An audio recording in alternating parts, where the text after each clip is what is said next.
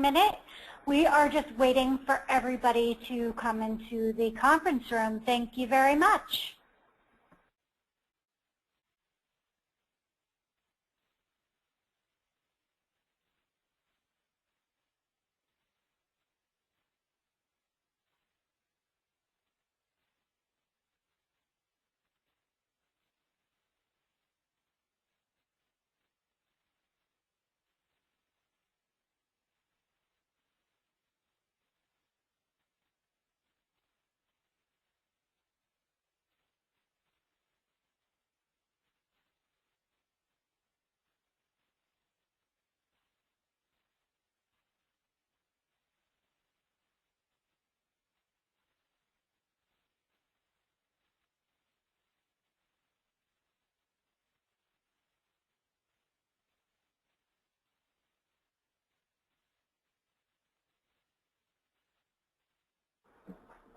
All right, so I think we have about everybody in the room. Welcome.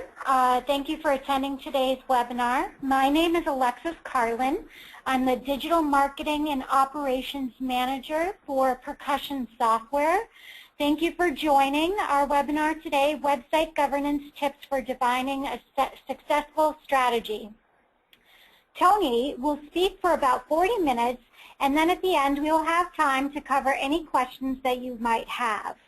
I would like to just mention a few housekeeping notes. If you would like to live tweet, the Twitter tag for today's webinar is WebGov. The slides will be emailed to you after today's presentation and available on percussion.com. And there will be time for Q&A post-webinar. So please type your questions into the chat window and we'd be more than happy to answer them afterwards. Before we get started, I would like to say a few quick words on Percussion. Percussion software is the next generation in web content management. Percussion transforms how you manage content, making it easier than ever to accelerate your content marketing initiatives. Percussion software is used by Lancaster Bible College, Virginia Tech, Mass.gov, Sunoco, and Vegas.com. You can learn more about our products on percussion.com. Today's webinar will be presented by Tony Poillucci, the Vice President of Creative Strategy at VisionPoint Marketing.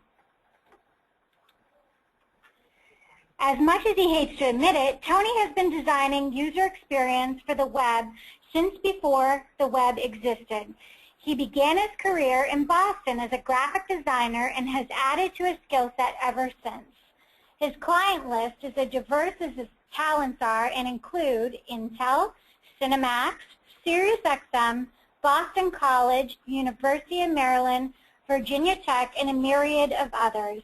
For the past 7 years, Tony has been Vice President of Strategy and Creative for VisionPoint Marketing, a web marketing agency that specializes in higher education.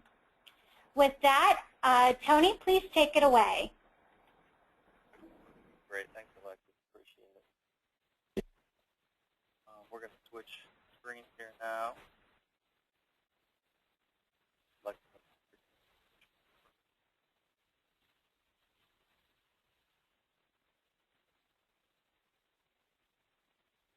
Okay. Well, thanks again to our friends at Percussion for sponsoring this webinar today.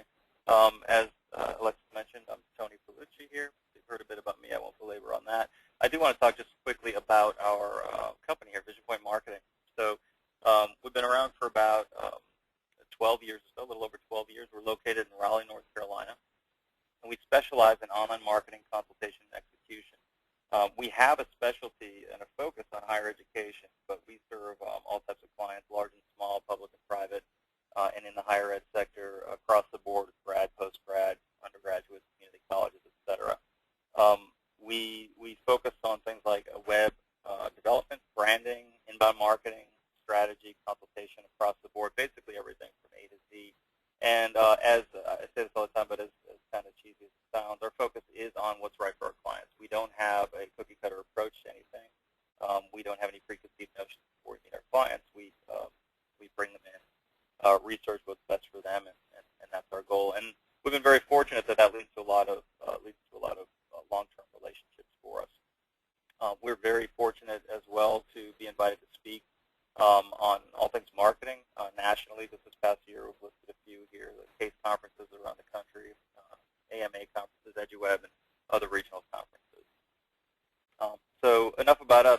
I wanted to mention here, this will not necessarily be fun. So I'm in the position of creative director a lot. I get to present campaigns and branding and visuals and all this type of stuff. That's not what this is. However, it's very important. Website governance is something that obviously a lot of people signed up to hear about today, and it's something that we'll try to make it as interesting as possible along the way.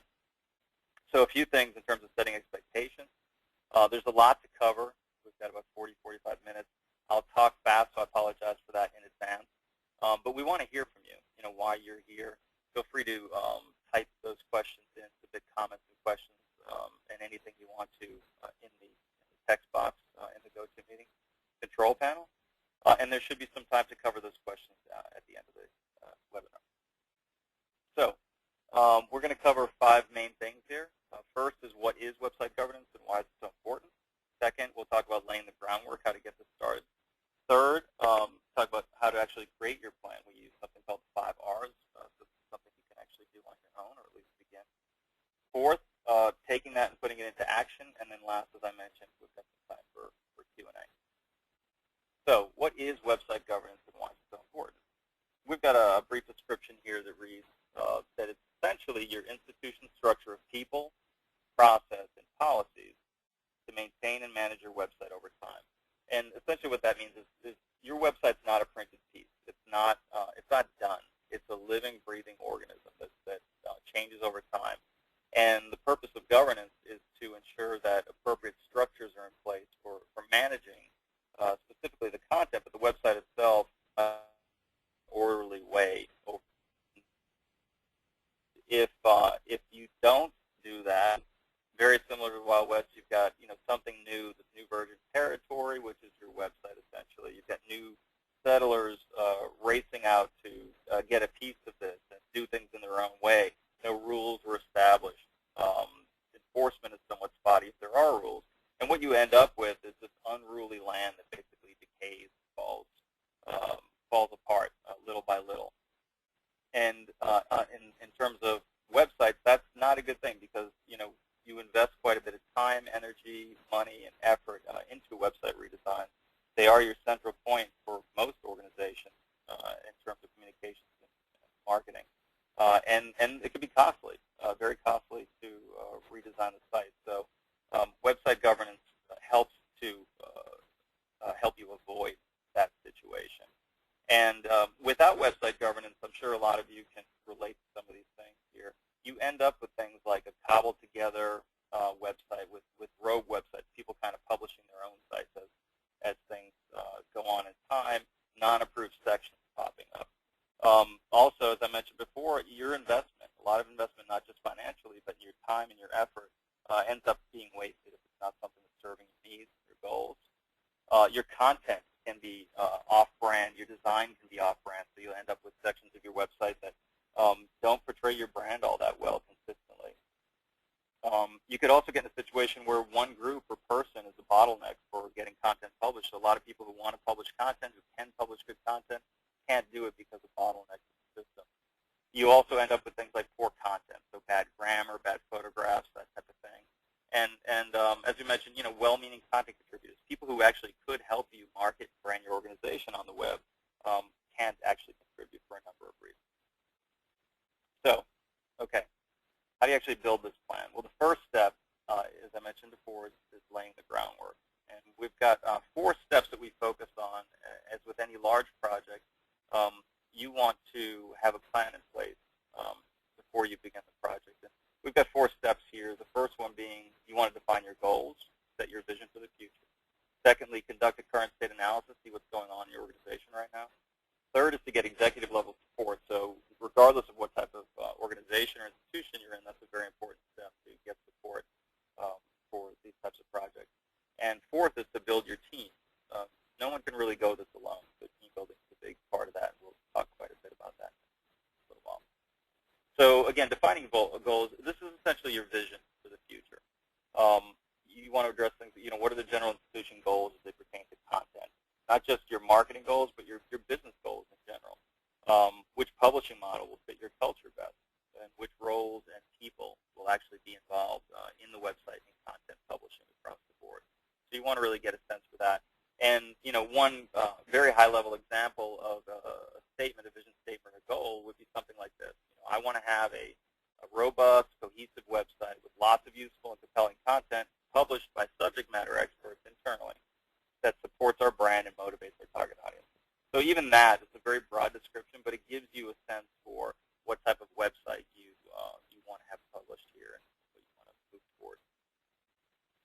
Secondly, once you have your vision in place, you've got an idea of what you want to do, you want to conduct a current state analysis. So that's taking a look at things like your content culture. So do you have a lot of people who actually can publish content, who are willing to and can do a good job at it? What type of resources do you have that? Do you have budgets set aside for content publishing? Do you have budgets set aside for updating the content? Do you have the people in place that can do that type of thing and that can maintain your website? What tools do you have? So do you have things like style guides, brand guidelines, content guidelines, teaching people how to write and sticking to your branded concepts here? And then also, it's always great to take a look at what challenges your institution is facing. You don't want to sweep those things under the rug. You might have political challenges. You might have infighting or something going on there that needs to be addressed before you move forward. You might have technology challenges. You might not have the right technologies in place or server environments or things like that. So, this is not a full list, but it's a good start. You also want to take a look specifically at things like your content management model. So, right now, do you have a model where all content has to go through one person or one group before it gets to the web? Or do you have a decentralized content management model where certain people can publish directly to the website without approval from various groups? The same holds true for your content management system and your information architecture, which is essentially your navigational structure for all intents and purposes. Do you have a website where certain content owners align to specific sections of the website, a very one-to-one publishing model? Or do you have a more complex, sophisticated content management system where people can just publish their bits of content and they end up in the right place on the website? So it's very important to get an understanding of all these things and understand where you stand before you move forward. And now that you've got your vision, you've got some goals established, you have a sense for where you stand right now, you want to go out and get executive level support. You obviously don't want to address leadership without having a good understanding of your goals and your vision as well as your current state. And it's very, very important to have leadership understand the value of the website and content. Most of them do at this point. Most leaders get a sense for that. But if they don't, there's plenty of research, statistics, all that type of stuff about the importance of websites in the college and university systems to things like prospective students, but also other constituents groups within any organization. There's a lot out there. And the biggest thing that people have to understand these days on the web is that content is definitely king. Content is exactly what your website is about. It's great. You need to have a site that that is reinforcing your brand visually as well as speaking. But these are tools nowadays. Websites are tools to publish content. And so if a great site equals great content, and great content equals many content contributors, that can lead to a very unwieldy situation. So understanding that and having leadership understand that is really important. We have a stat that we've done some research on, and typically the average is about one manager can effectively manage up to approximately 200 pages on a website. So take a look at your website, how big it might be, and take a look at the resources people are actually managing your site. And there's usually a discrepancy between that number and the actual amount of people that work on your site. So continuing with that executive level support, once you start to make the case, you want to talk to your leadership in terms that they care about, things that they understand, like ROI. So decreased ROI to marketing efforts if your website's not a priority. Impact on brand perception. I'm sure all of us have heard about an organization or a company or a school or something and hear good things about it. Then you go to their website and it's just not representing them well, and that has a negative impact on your brand perception. Cost savings. So having a good governance plan and a great website in place can actually save you money. You don't have to redesign the site every few years, which we see a lot of. There are a lot of other efficiencies in terms of internal, who's updating content, who knows what their job is, and this all helps culture internally as well. So there's a positive impact on culture when people can actually get the word out about their department or their program or what have you on the web. And then lastly, when we're talking about executive support, we always like to make the case to get lots of people involved. So at the beginning of a project, you want to get all the naysayers, you want to get all the supporters, you want to get as many people involved because everyone's going to have some stake in this. Everyone's going to have some interest in your website. And better to get them on board early on and have them understand what the process is than to wait until you launch a new website or have something in place and they feel left out and end up usually with some backlash on them. So the fourth step here is to build your teams. Again, the web is not a simple thing. Regardless of the size of your institution, it's usually a very, very complex beast. And you're going to want to have some people to support you. So in your current state audit, you're going to take a look at what teams you have and who you have in place who can be dedicated to this. And you want to really shore that up at this point. You should have some type of web management team, and that's usually consisting of people from the marketing sector, communications, or PR. You have a content developer, as well as someone from a technology representation, and hopefully some type of design representation as well. At larger institutions and organizations, you're going to want to have some type of web advisory committee too. So you want to get those influential people from around your organization involved and have them really kind of understand what you're trying to do with it. And when they understand what your goals are, what you're trying to do with the web, you get evangelists. You get people who spread the word in a positive way, and it just makes everything so much better and so much smoother in the future. As I mentioned before, executive leadership is a part of your team. And then, especially with larger organizations who are producing a lot of content, you want to encourage informal groups. So let content developers get together and share best practices every once in a while, and encourage those meetups. Sponsor things every month or two.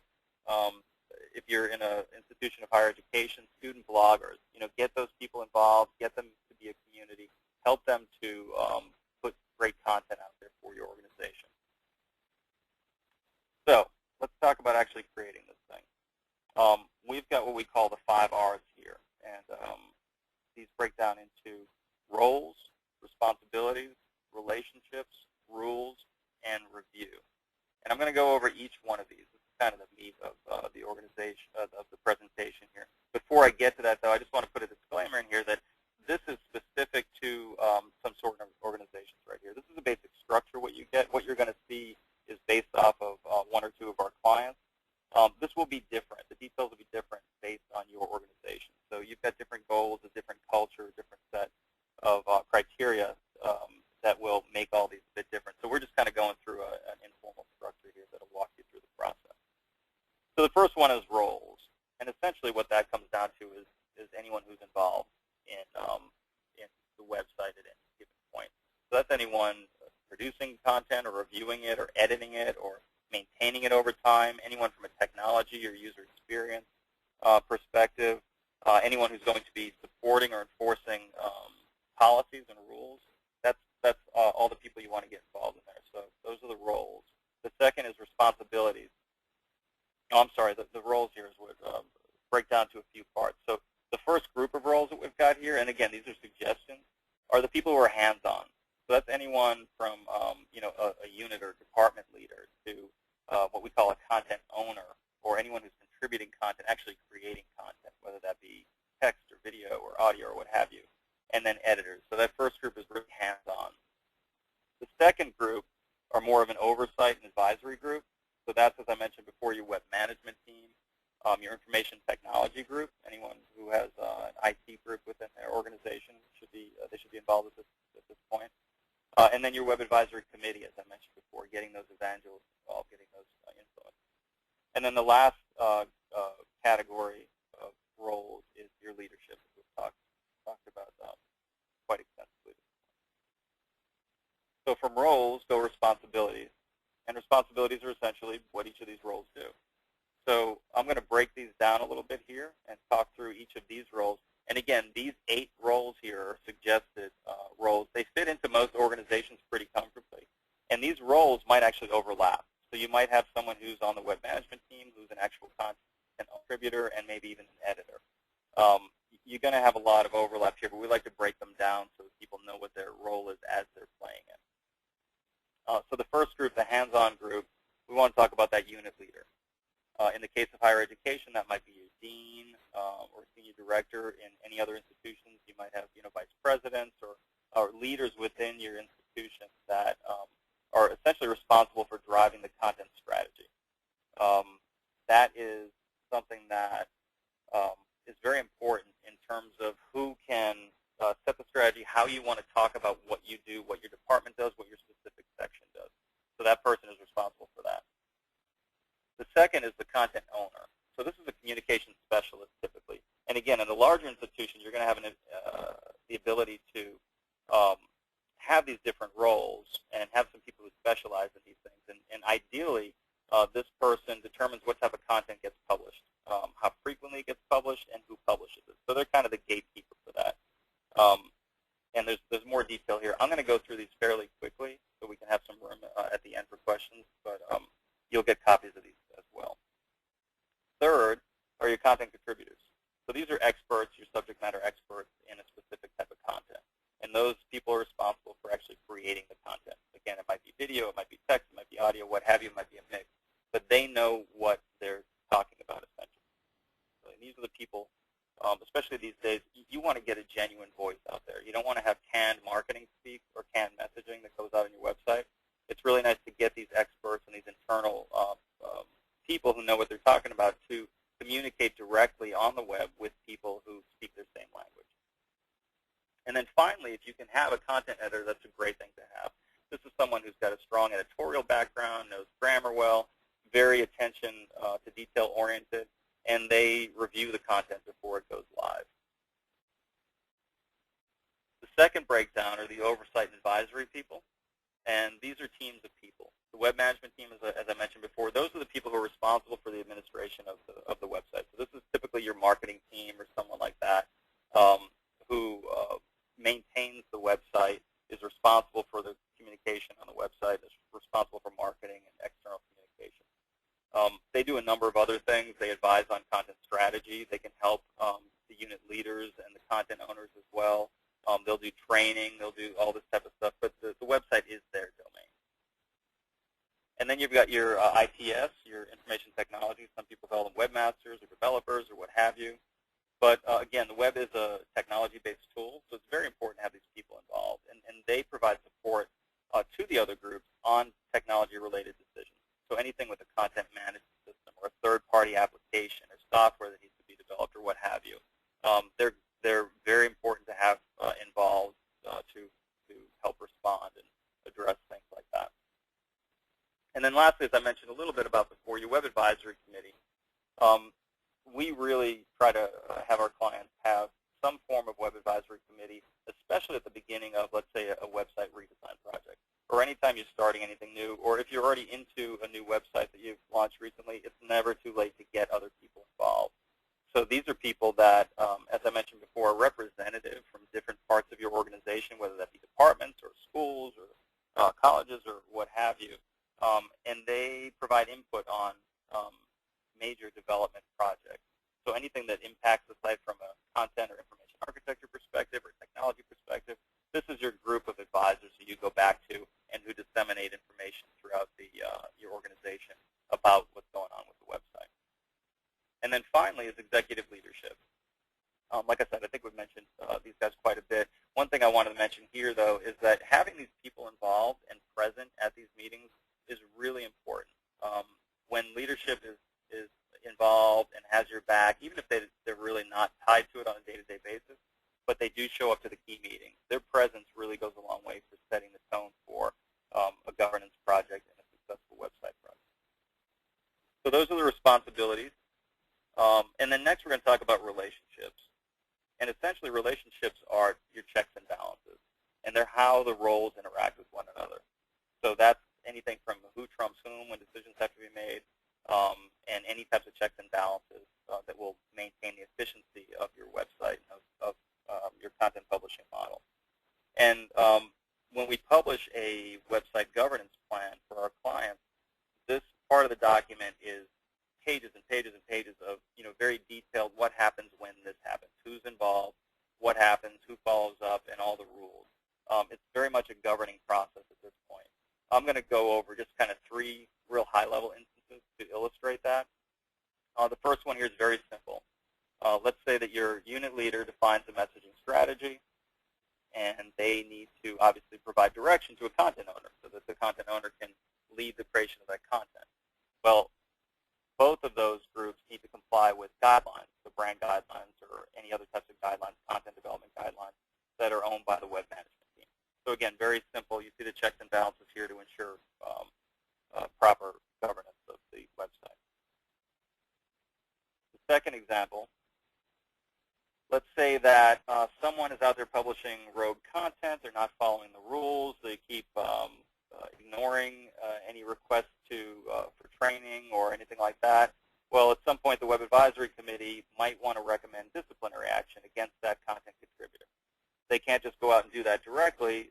They need to, depending on your organization, of course, go to executive leadership. Executive leadership would have final approval or veto power to move ahead with that disciplinary action. They report that back to your Web Advisory Committee, who reaches out to your unit leader. And the unit leader enforces the action against the content contributor. And that person might, depending on your organization, be eliminated or have their rights taken away or what have you. And then the last example here is, let's say a content owner is out there and they identify the need for a third-party app. So they find some type of great form that collects data that they need, or some type of technology that they think would really help the website or help them in their job. And they reach out to the unit leader and ask for permission on that. The unit leader submits a formal request to the Web Advisory Committee. And the Web Advisory Committee, especially in this instance, it being a technology decision, consults with the ITS group to see if that's something feasible for your content management system. And then the Web Advisory Committee either approves or rejects that request back to the unit leader. So you can see how these roles interact with each other throughout the process. And again, these are just kind of 3 examples, but hopefully that gives you a good idea of the types of rules that need to be in place. This can get very complex very quickly. The fourth of the 5 R's are rules. And rules are essentially a set of documents. And those include anything from supporting policies up at the highest level to procedures or guidelines, as I've mentioned before. Anything that will be helpful as content is developed and approved and edited and put onto your website. And they may include some of the following things here. So content guidelines. Everyone's kind of writing for the web these days, but we find that not everyone knows how to write well. So it's great to provide your people with certain rules and guidelines. And those can speak to anything from brand to nomenclature to accessibility or SEO to writing styles. Are you going to use the Chicago or AP style or what have you? If you give people training on this and you give them some guidelines on this, your content's going to be a lot more consistent, a lot more on brand, and a lot better in general. I'm pretty sure everyone's seen some of these brand and style guidelines. So your organization probably has things like colors and usage of typography and the usage of logo and photography styles, those type of things. Again, you want to disseminate this and let people see what the rules are around that so that they can put stuff up there that is relevant to your brand and supports your brand. The content workflow process. So that's, again, depending on your organization, it lays out the process for the development of content from inception all the way to publishing it. And the process might be different for different types of content and different units, but the point is that everyone needs to be able to follow a certain process for publishing it. So it might start with the subject matter expert who needs to go to the content owner who sends it to the editor, and the editor either approves or rejects that, sends it back with markups, and eventually makes its way to the website. Social media these days, obviously, a very big part of marketing communications. So, we see a lot of organizations who have 20, 30, 40, 50 Facebook presences, Twitter accounts left and right, and they're just being represented out in social media in various ways that aren't consistent with the brand of the organization. So really addressing how to integrate social media content onto the web is important, as well as establishing guidelines for rules and procedures around publishing that content. this is something to really get a hold of as early as possible because it can get out of control pretty quickly. And then the last one here, the last rule that we would recommend you have here, things like institution-wide policies. So these are anything that affects anything from rules within your organization around HR, as I mentioned before. What happens when someone kind of just goes rogue and isn't following the rules? What type of compliance do they need to adhere to, and what happens if they're not complying? Do they actually get permission taken away? Do they have some type of other disciplinary action, and does that come from the organization itself as opposed to coming from, let's say, the web team or your marketing team? These policies also affect things like information architecture. So you don't want people just publishing news sections to your website randomly. This is something that is very important. Once you have a good information architecture, a good structure in place for your website, you want to keep that in place. You don't want to kind of Frankenstein it together and start adding new things willy-nilly. So any request for a new section or new types of content on the website should come back up to at the policy level. And then the last of the 5 R's here is review. So it's very important, obviously, to ensure that those in your community are following those rules and that they're actually using those processes and that the processes are efficient for them. That's very important, too. And ultimately, that your website is achieving the business goals. It's out there for a reason. It's maintained for some type of reason over time. You want to make sure that your website is achieving your marketing communication goals. And the only way to do that is to review things, to go back and take a look and see what's working. And we break these down into three sections. We review people, review process, and you review performance. The first review is around people, and that reviews the accountability. Make sure that people know what they're doing and that they're actually doing what they're supposed to. So how do you do things like tracking non-compliance? What do you do if someone doesn't comply? You need processes in place for this and rules. The second is your general process, and this reviews whether or not you have the right process in place and that the plan is actually working for you and for your content contributors. So how do you ensure that content community is comfortable with the workflow process, making sure it's serving their needs, that they can get content up there that they need to get up there in a timely manner and that it's up there successfully and supporting your brand? How do you do things like ensuring that all the roles are designated, right? So we talked about those roles and things like that. Well, in a large institution, a large organization, those roles need to be doled out by your unit leader. So you have to make sure that those things are in place and that people are actually structured in a way that they can get on the website and affect content in their section or their types of content or what have you. And then it also addresses things like workflow controls and the CMS. So when you get into a content management system, you want to make sure that people can't necessarily affect other parts of the website that they're not supposed to, that they're really tied to their own type of content or type of website. And then finally, performance. And this is what it comes right down to, reviewing the quality of your website. So is it actually achieving its goals? Again, leadership's going to ask about ROI. They're going to see if this thing's achieving its goals. Are your numbers up? How's the website supporting this?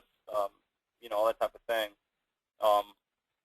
It's really important to take a look back once you launch your website. Don't let it be out there. Take a look at your goals and make sure your website's achieving its goals. Make sure you get in touch with your users, people who are using your website, your target audience, and find out if it's achieving their goals too. Is it meeting their needs? And are you communicating effectively?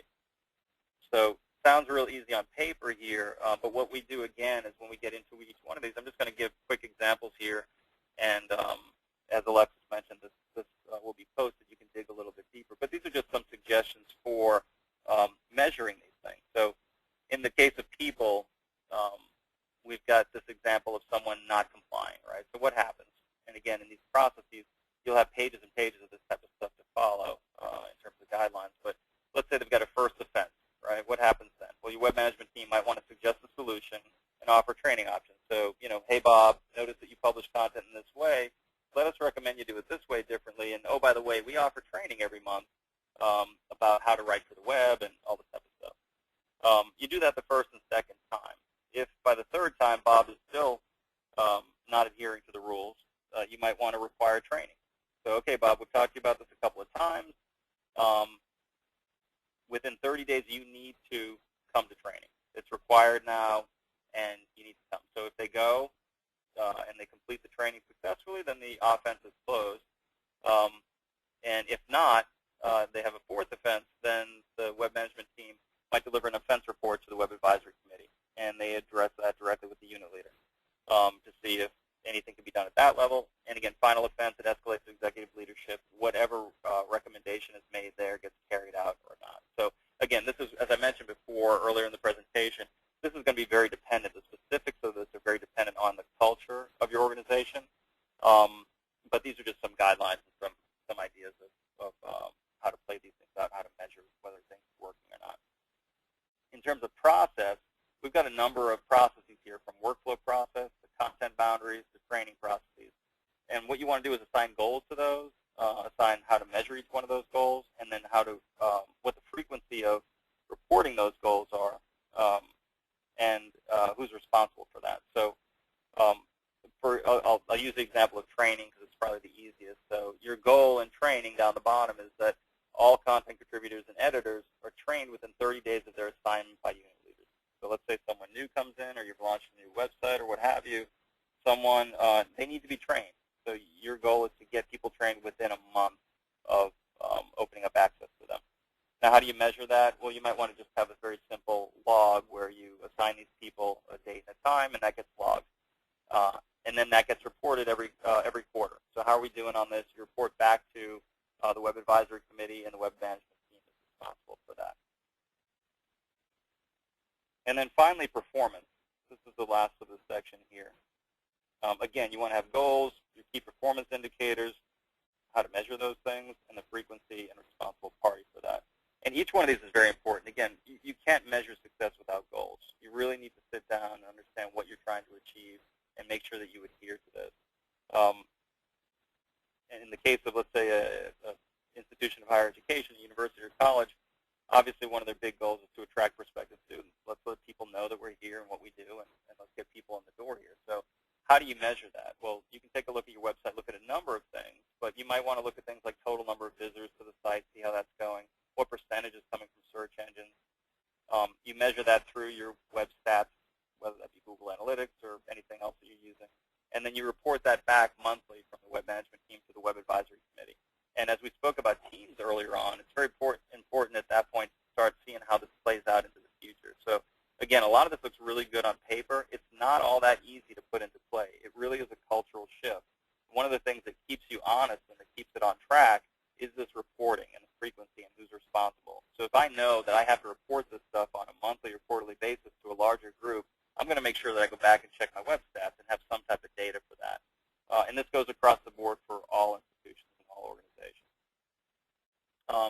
So with that, that's your 5 R's. That's how to develop your governance plan there. As I mentioned before, looks good on paper, sounds pretty good here, but how do we actually put it into place? So we've just got a few tips here for you. The first is to start with what we call friendlies. So if you are rolling out a new website governance plan or a new website itself, you want to get people who support you on board, and you might want to launch little by little. So let's say you have a section, if you're a university and you've got a program that's really excited about the website and they're really engaged and really involved, well, get those people on board first. And maybe you roll out their website first.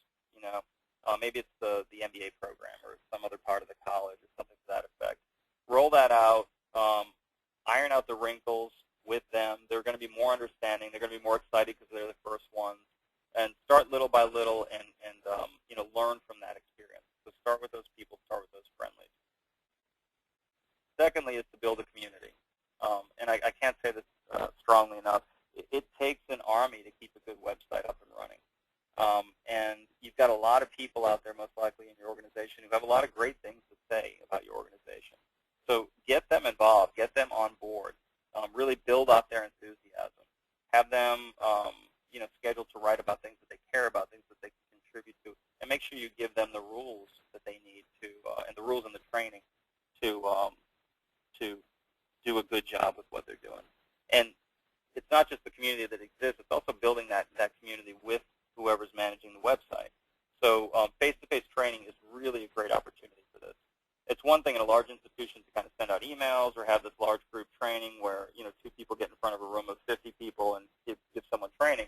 It's another thing to really sit down face-to-face, one-on-one, and get to know someone and what their goals are, what they're trying to achieve, get to know their personality, and let them know you and what you're trying to achieve. You're going to get a lot more empathy and a lot more support that way. Also, we recommend celebrating successes as opposed to just enforcing. So, yeah, you're going to have to play bad cop at some point, but you want to balance that out with really celebrating when people are doing a great job.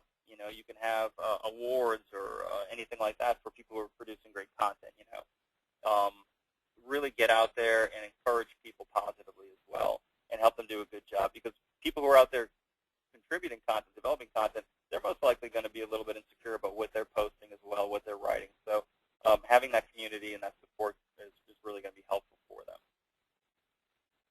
The third is to create a home. So as you're developing a new website, people like to stay in touch with what's going on. They like to be in the know a little bit. So it's helpful to post a website that, every week or every couple of days you're letting people know what the progress is, what stage of the process you're in, what's going on, what they can expect next. But also once it's launched and you've got a governance plan in place, you want to have them be able to go to one place to get a hold of all those rules and those documentations and anything else they need to produce great content. And you don't want them searching through files and folders and asking their buddy if they have the latest version of whatnot. You really want to give them a resource tool that they can go back to. And aside from just the stuff within the governance plan, you might want to actually give them links out to things like best practices for writing, tips and articles. Keep it fresh and let them know what's going on the web these days. Structure for writing good content, examples of good content that you've seen on other websites. To have a real lively kind of resource center is very helpful. People will use that. The fourth suggestion that we have is be patient. This is going to take a long time. As I said earlier, this is something that is a huge cultural shift for most organizations, especially larger organizations. Most people want this. They want those rules. They want to know what to do. They want to be able to access the website and publish their content in a way that's easy for them. But it's going to take a long time. A lot of mistakes are going to be made. Hopefully lessons will be learned.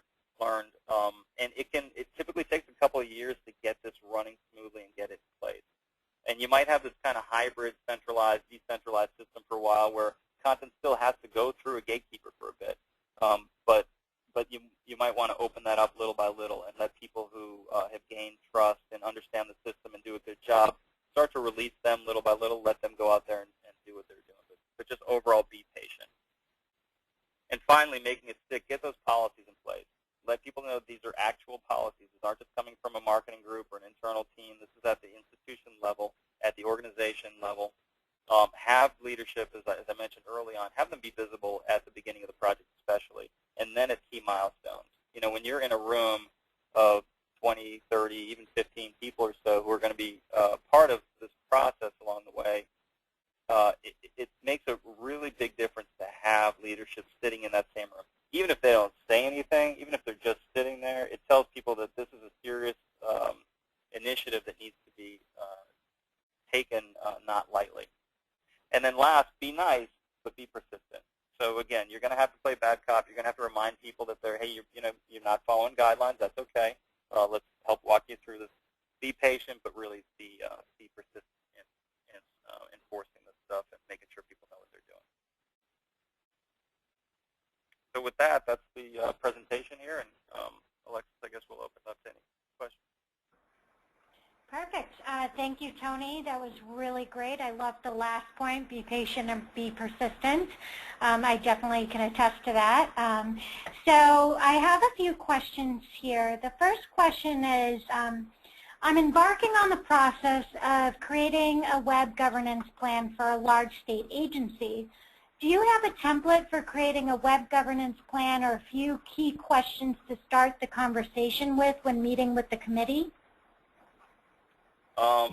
That's a good question. We have our own internal templates. We have our own questions for starting these things out. I would say if you get a download version of this, it should give you a good structure for starting. As I mentioned early on in the process, that whole setting the stage and getting prepared part there, doing a current state audit, understanding what you have, who you have in place. I think that's really important. In any type of situation where you're about to approach a committee or approach a group of people, my best advice would be just to go and listen. 90% of the times when we go out to start our process, well, we always start with stakeholder interviews. That's one of the most important things we do. So we go face-to-face to any organization that we're dealing with, sit down with them, and have one-on-ones or group sessions where we bring our questions. We have a number of things that we want to uncover, of course, but at the beginning of those, we kind of present the topic, let people know what we're going to be doing there, and then we just open it up to let them talk. And 90% of the time, people will start with complaints. They're going to tell you what's wrong with their website, why it's not working, why this will never work, why this hasn't happened in the past, and that's okay. That's actually really good. It's cathartic. It's something that they get that off their chest, and once they get past that, you'll start to get the solutions. You'll start to get to, okay, well, here are the things that I want from this website, and really just focus on their goals. So what do you want to achieve? And if they can't verbalize that in terms of marketing or website, that's okay too. It's actually probably better to have them think about what their business goals are. So what is your unit trying to achieve? What are you trying to achieve? What keeps you up at night? What are the problems you're trying to face? And you start to dig into that, you build on your goals, and that will lead to all types of solutions for hopefully addressing those goals via the web. That's perfect. Thank you, Tony. So the next question I have is, given that the website is a living, breathing entity, and by extension of the web governance policy is also a living document, can you speak to the sustainability of web governance structure? Yeah, this is a process that we've had in place for some time, and this comes from a number of different sources. So, I've got a bit of a background in traditional media and publication and that type of thing, and we've found that this aligns really well with publishing processes for things like newspapers as well. We've got some people on our team who have a history of being in the newspaper industry and other publication types of sources, and this aligns really well. So it really is a tried and true methodology. The specifics, just because it's addressing the web and the website itself, don't take away from the fact that these are really, kind of basic fundamental things in terms of publishing content to whatever you're publishing it for. So we've seen this work really well over the years, and we really haven't had to modify the basic structure of it all that much. So I think that if you follow these, the 5 R's here, that's a really great foundation, to put you in good shape. Great, thank you. So the next question I have is a great question. What strategies have you used in the past to successfully create the buy-in from content creators who are often overworked and have necessarily made web a low priority in the past? So I think it's more about how do you get people jazzed and excited about this whole process? Yeah, that is a great question. We'll go into situations quite a bit where, like I just said a minute ago, we'll go to the first stakeholder meeting, and maybe it's a group of content contributors, and they will just be about as jaded as anyone could be. You can tell, they'll tell you, we've been through this 3 times, I've been trying to do this for years, the content management system's horrible, I can't publish stuff, I have to get trained on it every 2 months, the structure's not, they'll just go on and on. And really, you just have to ask them to have faith, go along with you a little bit, and again, listen to what their problems are, listen to what their pain points are, and that'll only get you so far, right? I mean, you can't just tell people, trust me, and that they'll trust you. You have to start them off small. Remind them that these days, part of the beauty of the web is that it doesn't have to be as polished all the time as traditional media might be. So you can run out and shoot a video on your iPhone talking to one of your prospects or one of your customers or one of your students or who have you. Grab a little bit of information and throw that up on YouTube. That 45-second clip, that 1-minute clip, whatever it might be, is perfectly acceptable these days, and it's genuine and it's great. And the beauty of it is, for the content contributor, it's easy. And the whole idea of blogging over the years, your blog can be 2 paragraphs if it wants, if it needs to be. you know, and that kind of warms them up a little bit. I think that when people look at a governance plan like this or a process, it's daunting. It's big. There are a lot of rules, a lot of things to follow. I would just approach those content contributors lightly, let them know that, hey, it's really not that bad. Why don't you start little by little? Let's be there for you. Let us be there to support you a little bit. Go ahead and try it out. And then you can get into things like analytics. If you open them up to analytics, they can start to see who's responding to their content. And that's really exciting. When people start commenting on your blog or, tweeting you or getting engaged with you that way, that starts to get people really excited. So there's no magic bullet for it. You're going to be working against people who have probably heard a lot of this in the past. But if you kind of just encourage them to start slowly, don't become a perfectionist about it right away, and lead them to those resources on good content, way to publish good content and create it, that's a good start. Perfect. And I definitely agree with that. Showing users the end results really helps get them excited about the work that they put in. So the next question I have is, what if the website gets new content that does not fit into the IA/navigation but is needed? How long to review and change the whole IA again? If your IA is not supporting the content needs, then you've got to redo your IA. Is what it comes down to. We harp on information architecture here. Our clients get sick of hearing it after a little while, but it's very, very important because it is truly the foundation of your website. And if your IA is done well, you're not going to have to redo it. You might have to modify it little by little over the years, but if it's done well, if you think forward in terms of the goals of your institution and what the needs of your users are, and you do a good job with IA, you spend the right amount of time on it, give it the attention it needs, it's going to be the foundation for your site for years to come. Now, you can redesign the look and feel of your website. You can change your website in ways like that. But if your IA is solid, it's going to serve you for a long time. If your IA is not serving your content right now, there are interim solutions because it does take some time. Some things that we recommend are maybe a news section or a news section that's treated as a blog, and you can start to add categories in that address certain types of content as opposed to adding a whole new section to your website, right? Because you want to do it right. You want to have that section where content lives. But again, if you can't get to a redesign of your IA, then there are kind of fixes like that can help. So categorizing content. If you find you're going to be writing about a certain type of content, you can put that into a blog or something like that that addresses that content. Perfect. So I think we have time for one more question, if that's okay with you, Tony. Yeah, it's great. Yeah. Wonderful. So who has the power/authority to initiate a change to the governance policy, or worst case, discard it? So is it more of a top-down approach or a bottom-up approach? I'd say it's a middle-out approach, meaning those teams, the Web Advisory Committee and the Web Management Team, all those teams in the middle, when I went over the roles slides there, will have the power to do that. And it's better that way because you have a group of representatives from around your organization who have a say in that. I think most of us know that typically a top-down approach, whereas it might work if it's forced on you, doesn't warrant or buy in all the time. And you want people to buy in. You want people to really own this website. You want people to really feel like it's part of them and that they can contribute and that they're having a say in it. So having a web management team and a web advisory committee or web advisory group is really important because they should be the ones making the call as a group. They should be the ones discussing what changes need to be made.